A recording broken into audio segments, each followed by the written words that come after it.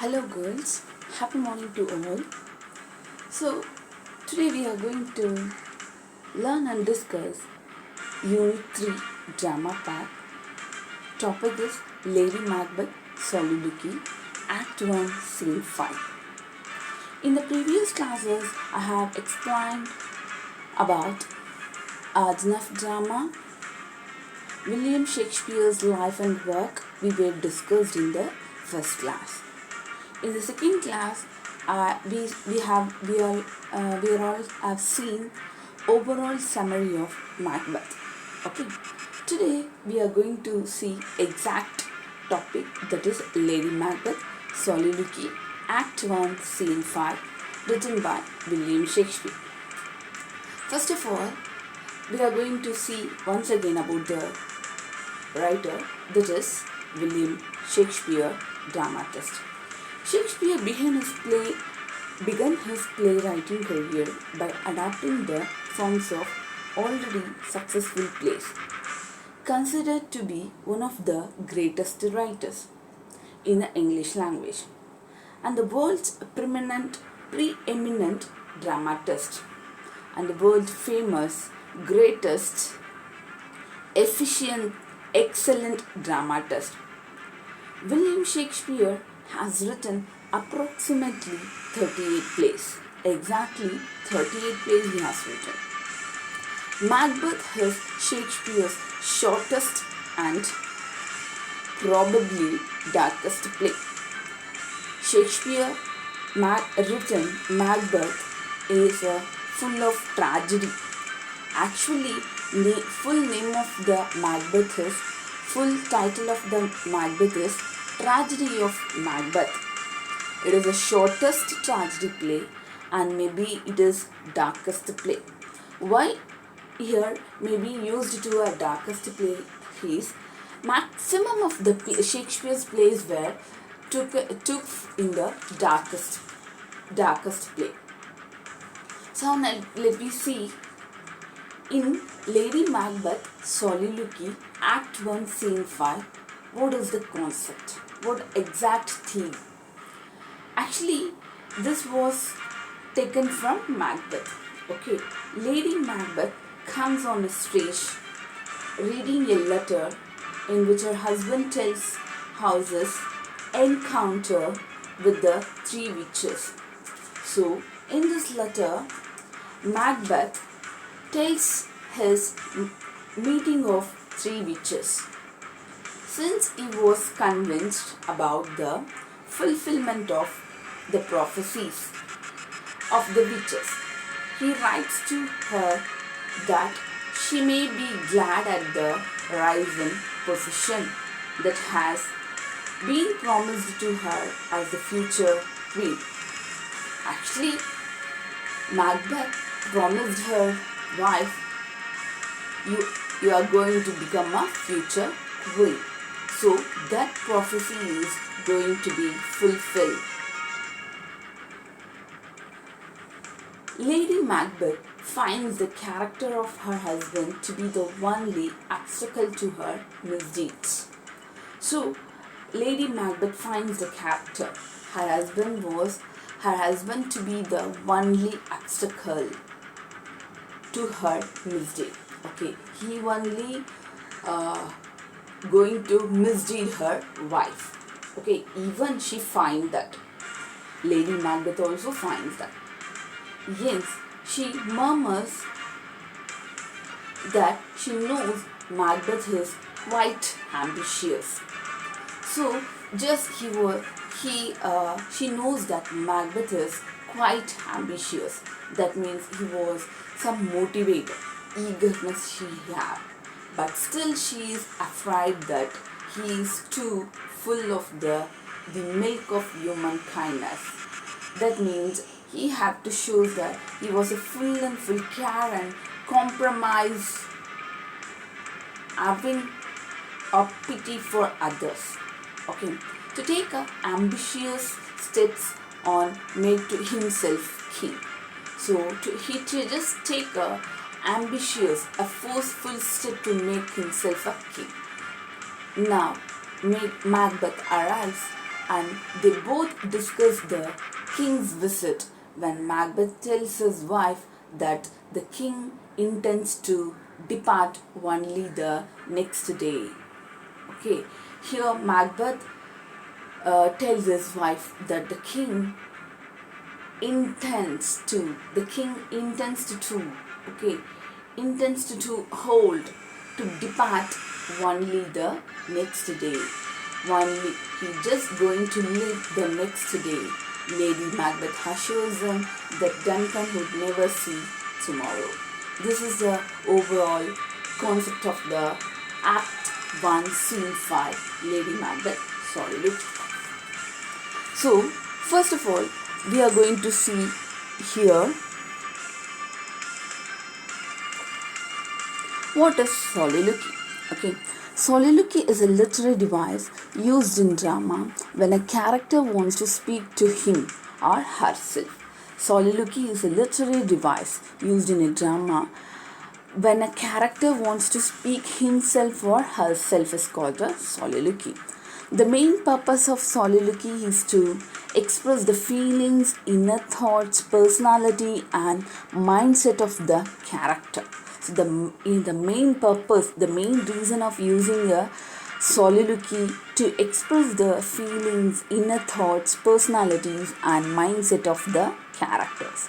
William Shakespeare, the popular Elizabethan dramatist, shows his excellence in using soliloquies in drama.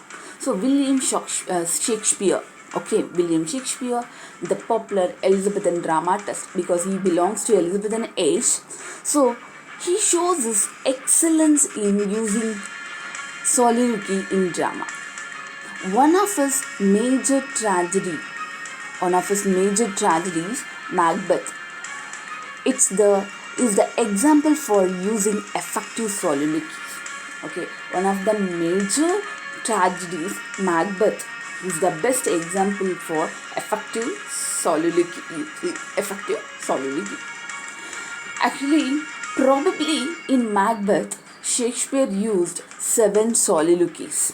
Okay. Shakespeare uses the literary device soliloquy as a tool to exhibit the hero and heroine's mental state to the audience.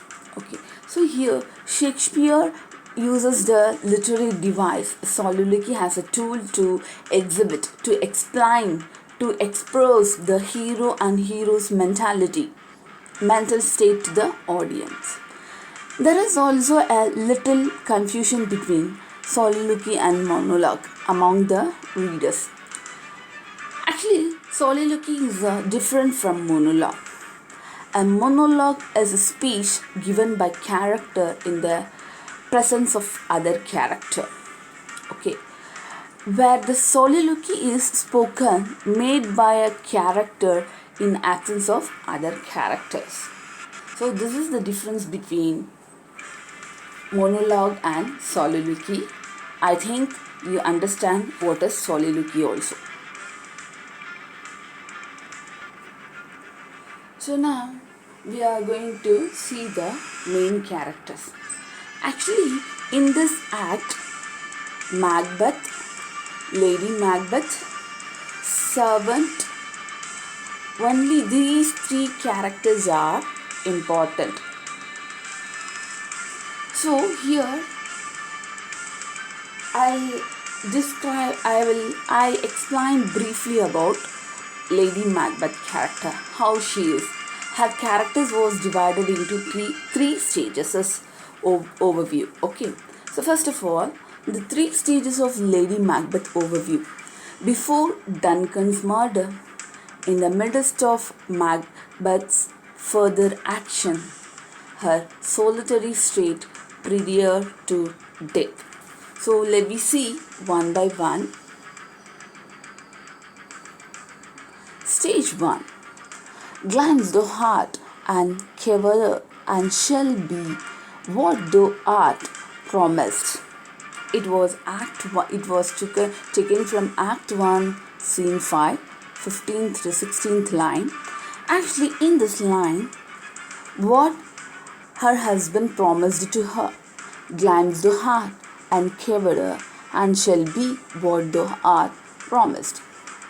Seizing the opportunity to give the glory of kingship to her husband. So her main intention, seizing the opportunity to give the glory of kingship to her husband. The presence, the inclination that her involvement is not for her own self-gain, but rather her husband's. So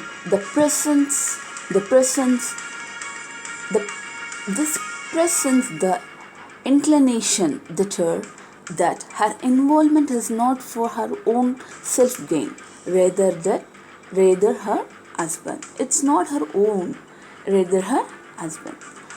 And he not resembled my father as he slept. I had done. So it was Act 3, Scene 2, 12 and 13th line. And he not resembled my father as he slept. I had done. So here he describing his father.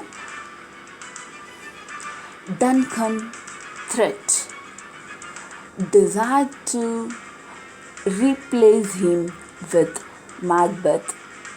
Oedipus struggle. Desired to replace him with Macbeth. Oedipus struggle.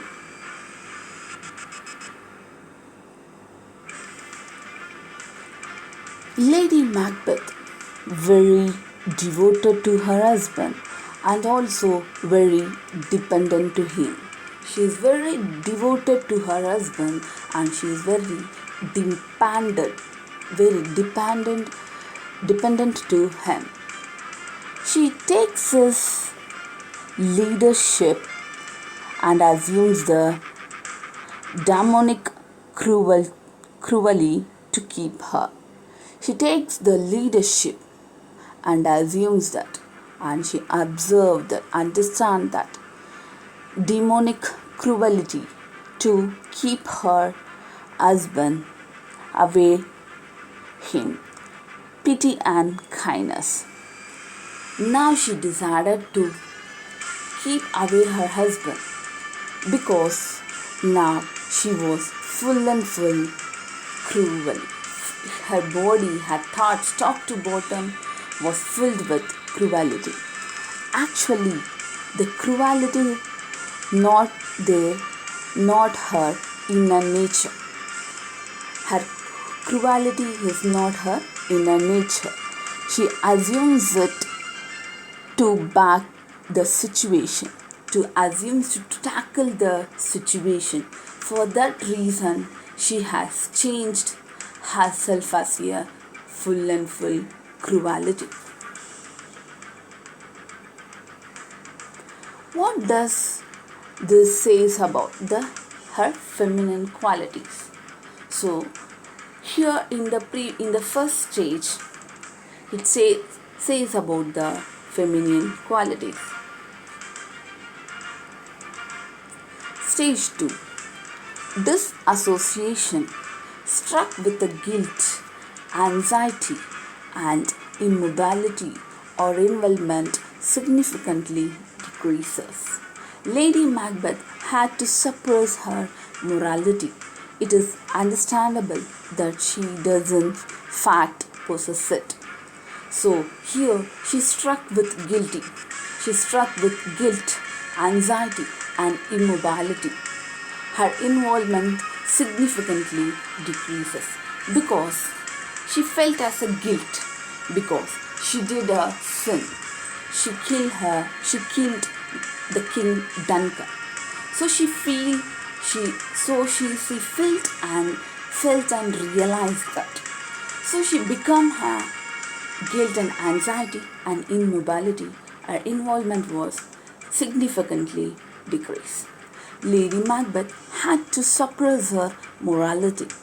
In undeniable that she doesn't fact possess. So Lady Macbeth had to suppress her morality. It undeniable. It is unavoidable that doesn't fact possess it. So she once now suppresses her morality.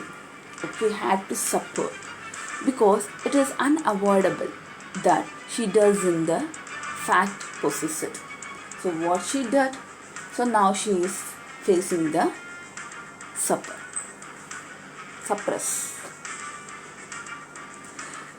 So critics did not deny Macbeth his deep moral senses. Nothing at the same time his ability to overcome his scruples, to commit one atrocious deed rather another, to live with guilty consciousness. Does this make her a victim? Does this make her a victim? Stage 3. Sleepwalking scene. A solitary state in which her identity is unhindered by external presences. So after committed a crime, she become guilt, sleepwalking, and she was isolated, solitary. Okay, so unhindered by external presence. So she don't shows the active participants in other things also, because she felt guilt. She is removed from the inhibition and ownership of voluntary repression. Okay, and then uncensored femininity and morality. So wherever she was actively responsible in those things, she removed. We see the real Lady Macbeth when she is totally alone, away from husband, when Macbeth is busy to secure his throne. Then the burden of the past activities come heavily on her conscience. Now she loses her mental balance, walks in her sleep, talks to herself, washes her hands again and again, and finally commits suicide.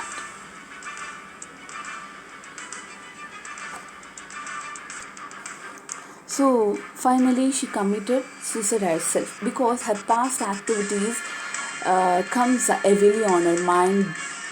Okay, now she loses her mental balance, walks in her sleep, talks to herself, washes her hand again and again, and finally committed suicide. Her intense fragility expressed in these 3 stages portrays a psyche that comprehensively observes the phases of life and the tragedy of death. She is unconditionally devoted to her husband's glory and thus becomes a victim by her own investment. Actually, in the 3 stages, it intensely fragility. Okay, it intensely framed, expressed in these 3 stages is portrays a psyche. Okay, portrays a mental understanding through the comprehensive and observe the facts of the life and the tragedy of death. She is unconditionally devoted to her husband's glory. Okay, she was devoted herself for her husband's happiness. She's ready to do anything. For so far she did, and she become a victim by her own investment.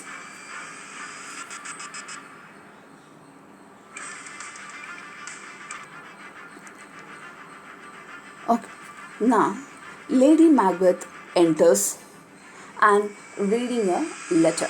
Okay, Lady Macbeth. So Macbeth's letter says that he has had a perfectest report and accurate report that the witches are not mortal. They do not die and they know more than ordinary humans. The witches had not staged to answer his questions, and Macbeth writes the letter he saw them turn themselves into her and disappear. Actually, Lady Macbeth enters with the letter and she started to reading.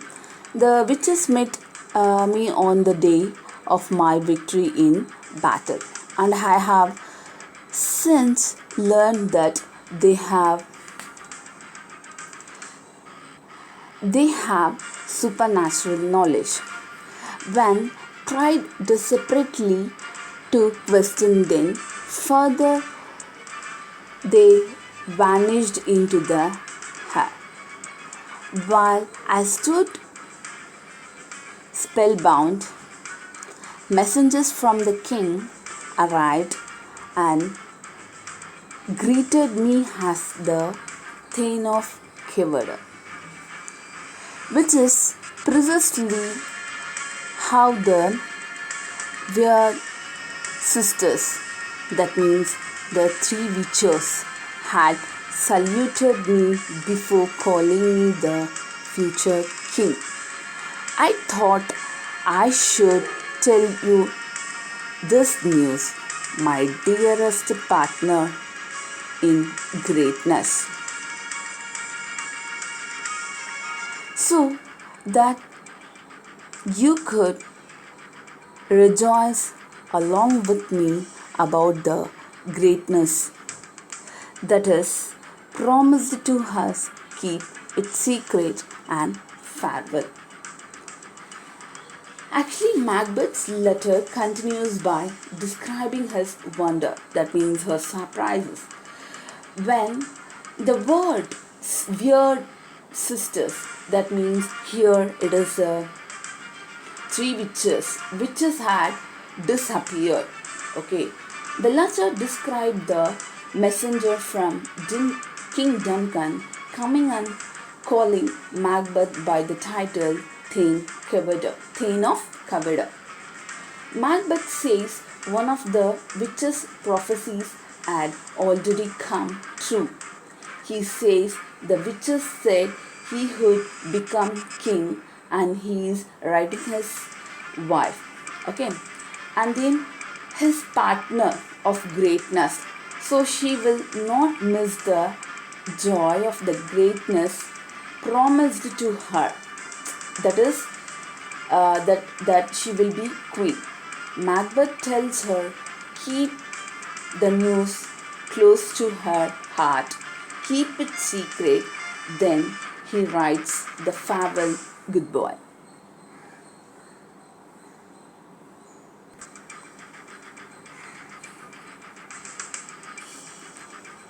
Now, she looks up from the letter. You are Thane of Glines and Kevada, and you are going to be king, just like you were promised. But I worry about whether or not you have what it takes to seize the crown. You are too full of the milk of human kindness to strike aggressively at your first opportunity. You want to be powerful and you don't lack ambition. But you don't have the mean strict that these things call for. The things you want to do like a good man. You don't want to cheat, yet you want what doesn't belong to you. There is something you want, but you are afraid to do what you need to do to get it. You want it to do alone for you. Hurry home so I can persuade you and talk you out of whatever's keeping you from going after the crown. After all, take and witchcraft both seem to want you to be a king. So now in this just she started. Lady Macbeth looks up from the letter, okay, and she speaks aloud to Macbeth as if he were there with her. Okay, she says that yes, Macbeth is the Thane of Glyme and the Thane of Kevada. She says Macbeth will be a king just as he was promised, but she is not happy. She says she is afraid of his nature, that he is too full of the milk of human kindness. That means to catch the nearest way. He is too kind to murder King Duncan so that he can quickly become the new king.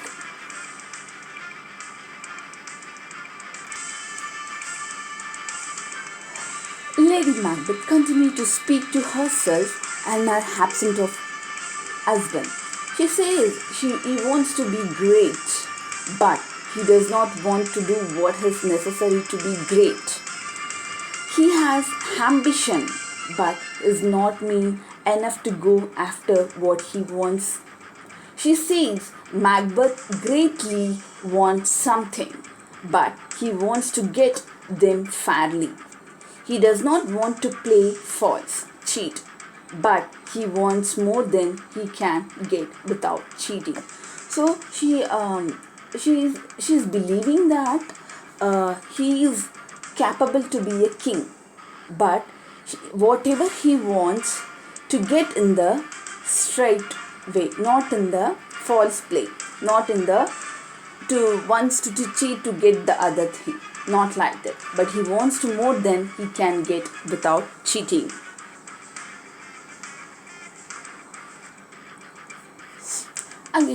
Again, Lady Macbeth says her husband. Actually, these things she was speaking herself in absence of her husband. Okay, Lady Macbeth wants to say her husband. Macbeth wants something to be a king, but he is afraid to do must done. Kill King Duncan. She says Macbeth is afraid of killing, but still wants to be king.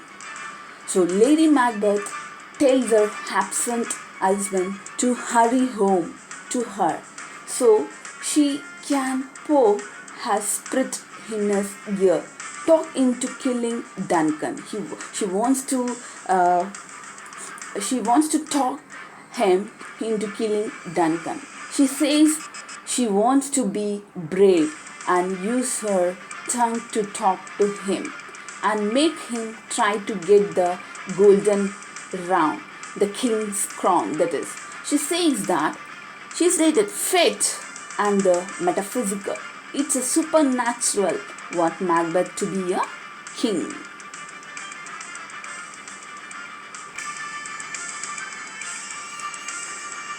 In next, the servant enters. What news do bring? Lady Macbeth is asked. Servant replied, the king is coming here tonight. Okay, you must be crazy to say that it's not Macbeth with the king, and would not Macbeth have told me in advance so I could prepare if the king were really coming? 7. I'm sorry, but it is the truth. Macbeth is coming. He sent a messenger ahead of him who arrived here so out of the breath that he could barely speak his message. Lady Macbeth, take good care of him. He brings a great news. So, while Lady Macbeth is thinking about what she will say to her husband, when he gets home, his servant enters. Okay, actually she was thinking how to say to Macbeth and what to say to how to kill the Duncan. So she just thinking. At the time the servant was entered the room, she asked him what news he has, and he tells her King Duncan is coming. She's surprised. Okay, and she's surprised, and then because now suddenly she is truly must be get needy to help a Macbeth to kill Duncan. Okay, she tells the servant he must be crazy to say the king is coming, because if he were, Macbeth would have sent a message. So the servant tells, okay, the servant says, but Macbeth did send a messenger who has arrived just before Macbeth is expected. The servant says the messenger was out of breath because he had come so fast. Okay, and then for Lady Macbeth, she replied, "Take good care of him, he brings great news."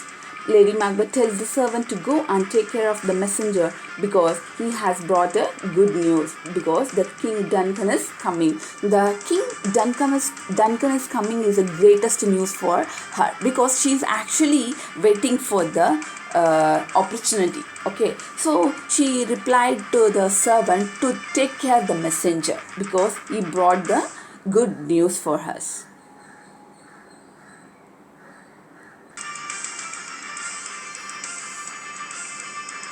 The servant is exit. Okay, now what happened after the servant went? Lady Macbeth started to speak herself alone. So the messenger is short of a breath like a harassed raven as he unknowns the Duncans enters into my fortress where he will die. Come, you spirits that as its murderous thoughts make me less like a woman and more like a man, and fill me from head to toe with a deadly cruelty. Thicken my blood and clog up my veins so I won't feel remorse, so that to human compassion can stop my evil plan or prevent me from accomplishing it. Come to my female breast and turn my mother's milk into poisonous acid. You murdering demons, whatever you heads invisible and waiting to do evil, come thick night and cover the world in the darkest smoke of hell, so that my sharp knife can't see the wound it cuts open, and so heaven can't keep through the darkness and cry, "No, stop." Actually, after the servant leaves, Lady Macbeth speaks her thoughts aloud. She says that the raven, that means that the messenger was hoarse, that means had a weak voice because of the hurry to tell her that King Duncan was coming to her bitter battlement, her home to provided wife. Lady Macbeth says Duncan's entrance to her home will be fatal, that is deadly to him. That is a fatal, that is a deadly to him.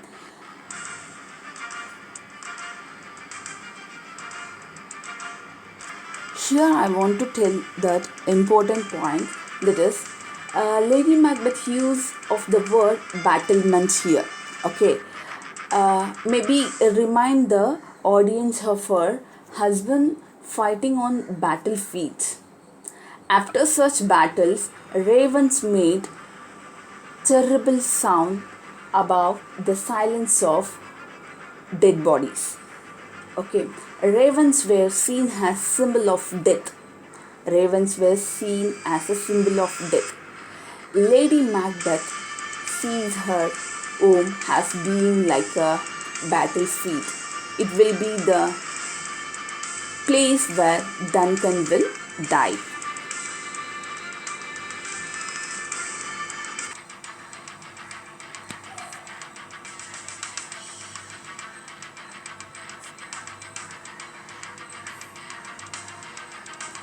So now, Macbeth.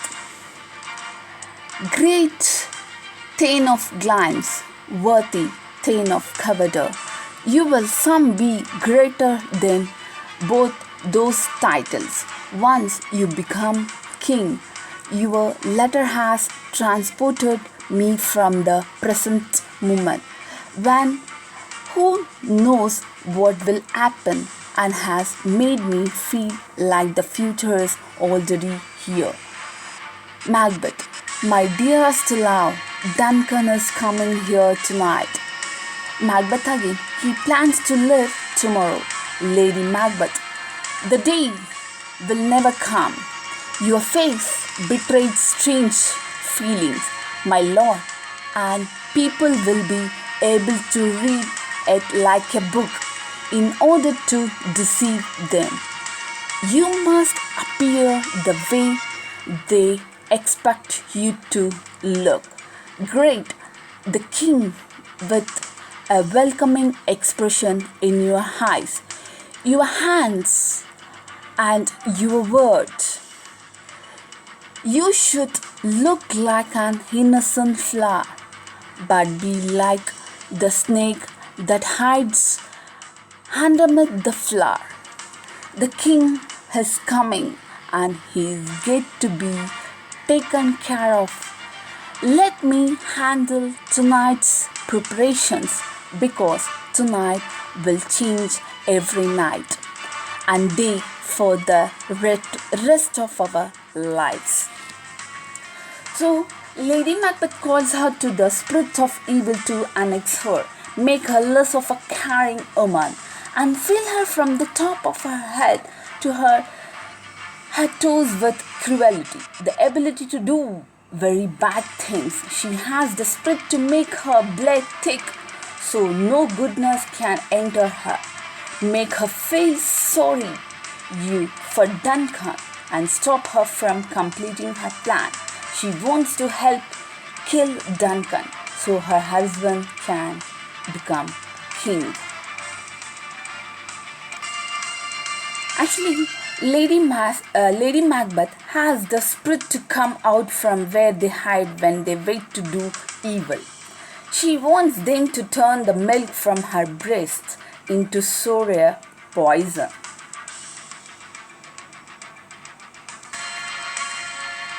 Lady Macbeth. Okay, Lady Macbeth asks for a dark night to come covered in hell smoke. So it will be very black. Then her knife will not see the wound it makes, and everyone will not see through the blanket, the dark, and cry, hold, stop. Important note here. Actually, in this famous speech, Lady Macbeth shows how she and her husband are alike. They both want more than they can get fairly, but they do not want to see themselves as evil. They both ask for help from evil supernatural spirits, but they do not want to believe they are separating themselves from heaven. Shakespeare here shows how humans act. People want everything, but sometimes they lie to themselves and others to pretend that they are making good choice when they know they are not.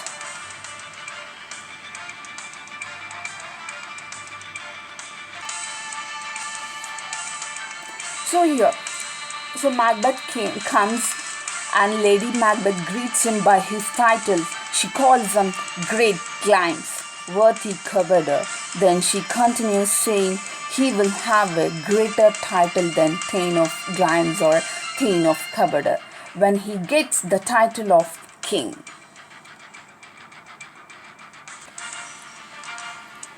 Lady Macbeth tells her husband that his letter took her away from the present and made her feel the future. She can feel what it will be like when they are king and queen. Macbeth says, "My dearest love, Duncan comes here tonight." He reminds her of the news he had sent by his messenger. Actually, Lady Macbeth asks when Duncan will live. Macbeth says Duncan plans to live tomorrow. Lady Macbeth says that the sun will never see the day that Duncan will live. She plans for Duncan to die tonight. Lady Macbeth tells her husband that his faith is a book where men may read strange matters. People will all able to see them by Macbeth's face that he is thinking of doing something very bad. Lady Macbeth tells her husband that he must trick people by having his eyes and tongue look like he is welcoming everyone. He must look as innocent as the flower. He must be the snake under the flower. He will look good, but he will be very bad.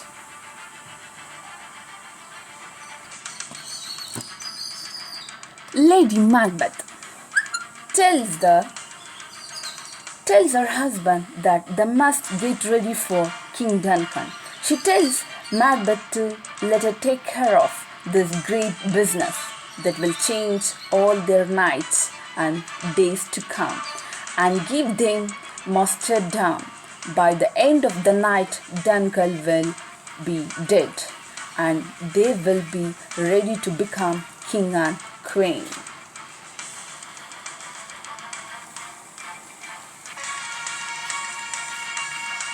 Macbeth says, "We will speak about the further. We will talk more later." Lady Macbeth, you should project a peaceful mood because if you look troubled, you will arouse suspicion. So Lady Macbeth reminds him to not show his feelings and to leave everything to her. They leave the room to go meet the King Duncan. Thank you for watching, girls.